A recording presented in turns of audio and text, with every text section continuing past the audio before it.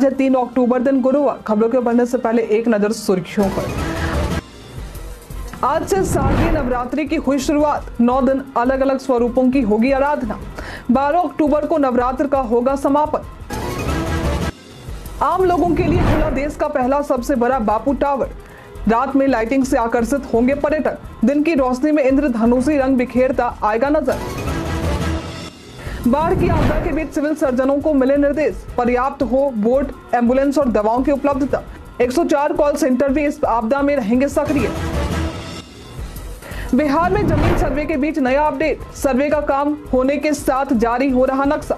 Online मानचित्र देख सकेंगे रैयत। फर्जी आईपीएस मिथिलेश का हुआ खुलासा। वायरल हुए वीडियो के बाद मिथिलेश ने खूब बटोरी थी सुर्खियां। अब जमुई पुलिस ने किया पर्दाफाश। त्योहारों में ट्रेन से घर आने वालों के लिए जरूरी टिप्स। अनजान ब्रोकरों से रहे सावधान। आईआरसीटीसी की ऐप या वेबसाइट से ही कटवाएं टिकट। जसप्रीत बुमराह बने दुनिया के नंबर 1 टेस्ट गेंदबाज। यह स्थान प्राप्त करने वाले बुमराह पहले भारतीय तेज गेंदबाज। विमेंस T20 वर्ल्ड कप का आगाज आज से। आरआरबी ने रेलवे भर्ती बोर्ड टेक्नीशियन के पदों पर भर्ती निकाली है। ये भर्ती कुल 14,298 पदों के लिए है। आवेदन प्रक्रिया शुरू है और आवेदन करने की अंतिम तारीख 16 अक्टूबर है। इस आवेदन के लिए उम्मीदवारों को rrbcdg.gov.in पर जाना होगा। वहीं आवेदन करने वाले उम्मीदवार ने BE, BTech या BSc इंजीनियरिंग किया हो।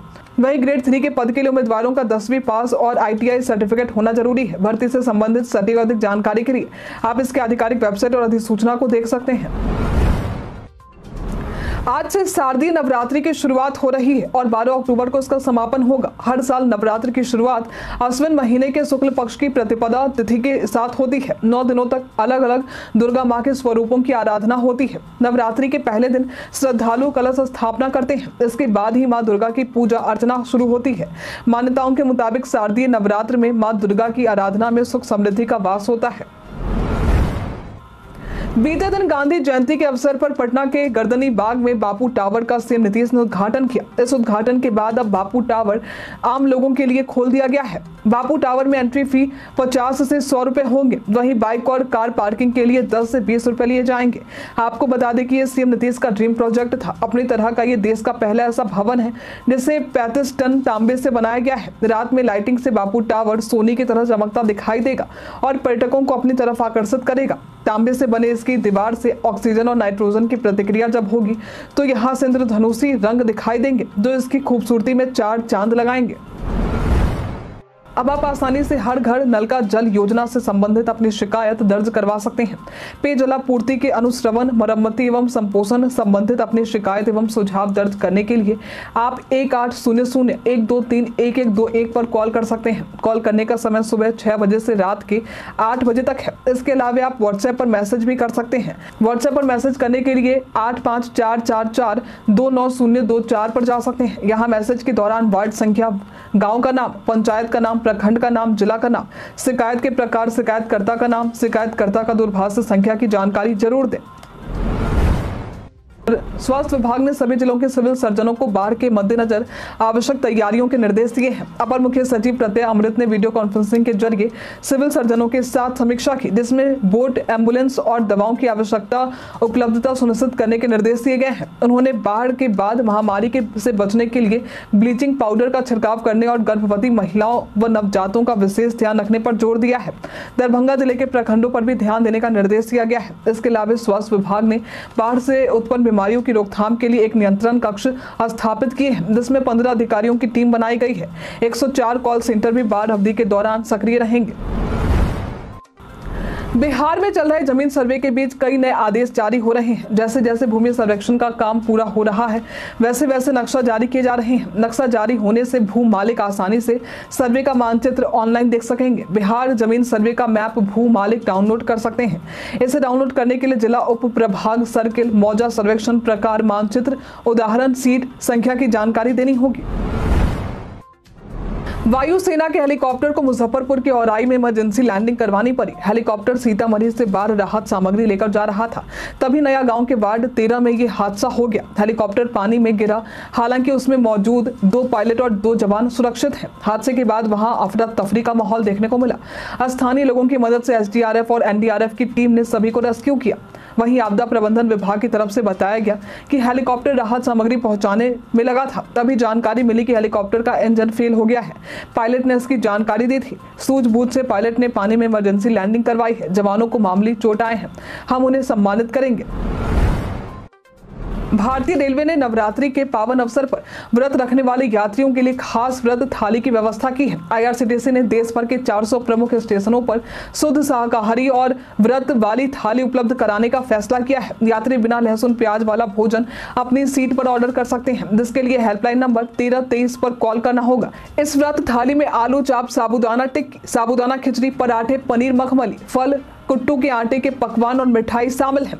कीमत 100 से लेकर 250 रुपए तक के बीच में होगी। सभी भोजन सामग्री की शुद्धता का विशेष ध्यान रखा जाएगा, जिससे व्रतधारी यात्री सफर में शुद्ध और सात्विक भोजन का आनंद ले सकें। बिहार पर्यटन में आज हम बात करेंगे गोपालगंज की।